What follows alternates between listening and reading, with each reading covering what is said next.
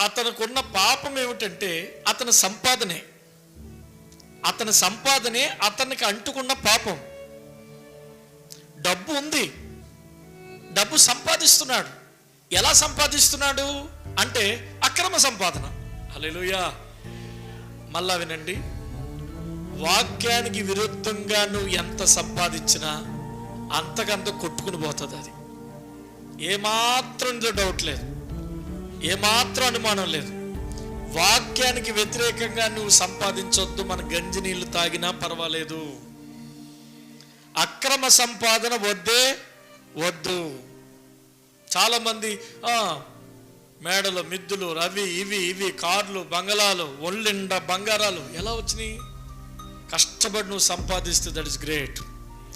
కానీ వంకరగా సంపాదిస్తే అది నీ పిల్లలకు కూడా శాపమే.